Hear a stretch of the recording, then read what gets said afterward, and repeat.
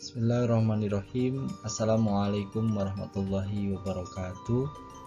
Selamat pagi para mahasiswa semuanya. Salam sehat.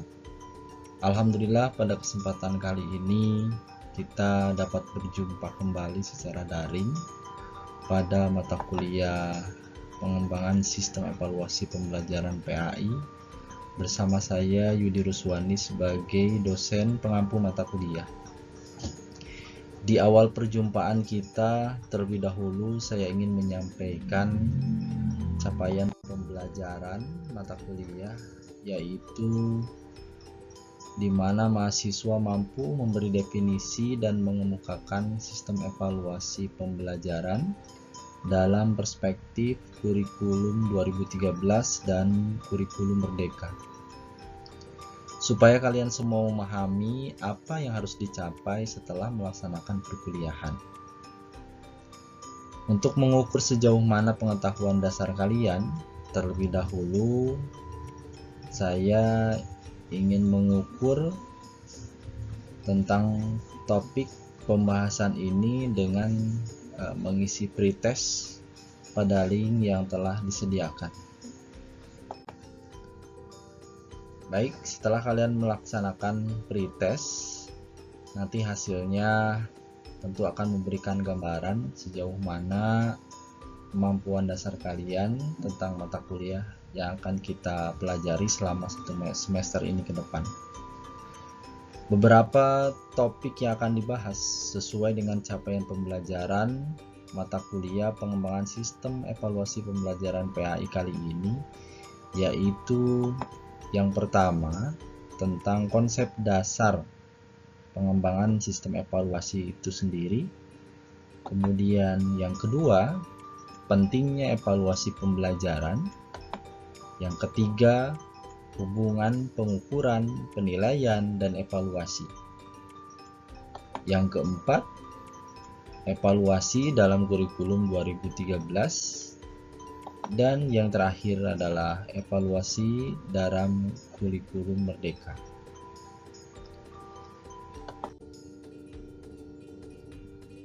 Baik, selanjutnya kita akan membahas tentang konsep dasar dari evaluasi pembelajaran. Ada beberapa istilah yang harus kita perhatikan. Yang pertama, dalam evaluasi pembelajaran kita kenal ada istilah evaluasi atau disebut dengan evaluate atau evaluation. Kemudian yang kedua, kita juga sering mendengar istilah penilaian atau disebut juga dengan assessment. Dan yang terakhir, yang ketiga, yaitu istilah pengukuran atau disebut dengan measurement. Beberapa istilah ini memiliki arti atau definisi masing-masing, sehingga untuk bisa membedakannya terlebih dahulu mari kita cermati di antara atau salah satu definisi dari ketiga istilah ini. Yang pertama, evaluasi itu dipandang sebagai proses sistematis untuk menentukan sejauh mana tujuan pembelajaran telah tercapai oleh siswa atau peserta didik. Nah, sebagai proses yang sistematis, tentu evaluasi memiliki serangkaian proses-proses tertentu di dalamnya yang bertujuan untuk menilai atau mengevaluasi sejauh mana ketercapaian tujuan pembelajaran. Kemudian, yang kedua, penilaian diartikan sebagai semua bentuk pengumpulan informasi yang dilakukan oleh guru. Kemudian, informasi yang telah dikumpulkan tersebut dianalisis, disintesiskan, diinterpretasikan, dan digunakan dalam kelas untuk mengambil suatu keputusan. Nah, istilah penilaian ini merupakan rangkaian proses yang ada dalam evaluasi, ya, karena proses ini untuk bisa mengetahui tujuan pembelajaran sebagaimana tadi konteks evaluasi, maka perlu ada pengumpulan informasi yang dilakukan oleh guru, yang pada akhirnya oleh guru kemudian dilakukan beberapa tahapan mulai analisis sampai dengan diinterpretasikan supaya hasil penelitian itu memiliki makna. Yang ketiga, pengukuran diartikan sebagai kegiatan pemberian sejumlah tes kepada siswa untuk mengukur sejauh mana tingkat pencapaian siswa terhadap tujuan yang telah ditetapkan. Nah, inilah yang disebut dengan pengukuran atau measurement. Jadi apabila kita mendengar ada namanya tes tulis, tes lisan, atau bahkan non-tes yang sifatnya untuk mengukur, maka itulah yang disebut dengan proses pengukuran. Berdasarkan penjelasan dari ketiga istilah tersebut, maka dapat disimpulkan bahwa antara ketiga istilah, baik itu pengukuran, kemudian penilaian maupun evaluasi, memiliki keterkaitan satu sama lain, ya, di mana pengukuran dan penilaian merupakan suatu rangkaian dari kegiatan evaluasi pendidikan. Atau dengan kata lain bahwa kegiatan evaluasi tidak mungkin dapat dilakukan tanpa didukung dengan data yang diperoleh melalui kegiatan pengukuran dan penilaian. Jadi berdasarkan ilustrasi gambar yang kalian bisa lihat di sini, dapat dijelaskan bahwa langkah yang pertama dalam kegiatan evaluasi pendidikan adalah pengukuran. Jadi dari bawah ke atas, ya, pengukuran. Nah, kemudian apa sebenarnya yang diukur? Jadi pengukuran itu terhadap hasil belajar siswa.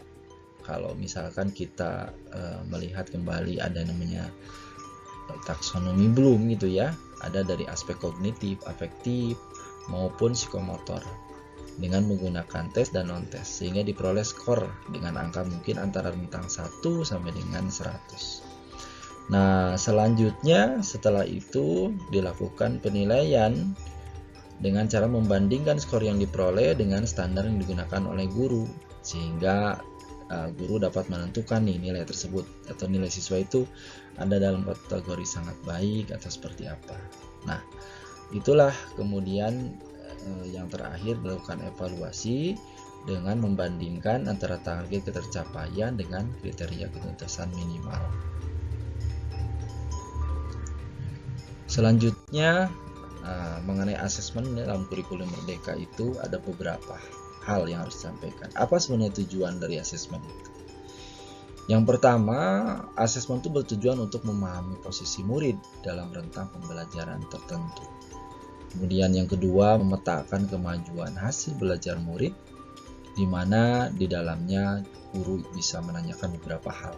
Pertama, apa yang saat ini dipahami murid dari apa yang dipelajari. Kemudian yang kedua, apa yang bisa dilakukan guru dengan kemampuan prasyarat murid. Yang ketiga, apa yang harus dilakukan guru ketika murid salah memahami materi. Dan yang keempat, kapan dan bagaimana guru bisa memulai menyampaikan materi baru. Itulah asesmen, mungkin salah satu yang proses, ya, rangkaian proses dari sebuah evaluasi itu. Tujuannya dari asesmen itu sebenarnya apa? Ya, setidaknya kita mengenal saat ini 2 tujuan. Baik, rekan-rekan mahasiswa semuanya, nah itulah pembahasan kita untuk pertemuan di awal ini sebagai pengantar, dan saya harapkan kalian memberikan pertanyaan atau komentar hal-hal yang mungkin tidak dipahami atau kurang dipahami mengenai konsep dasar tentang evaluasi pembelajaran yang telah tadi kita sama-sama bahas dan saya jelaskan, ya. Kalian bisa kirim langsung pesan atau komen saja di kolom komentar supaya kita bisa berinteraksi. Itu saja pengantar pada mata kuliah kali ini. Terima kasih atas segala perhatiannya. Assalamualaikum warahmatullahi wabarakatuh.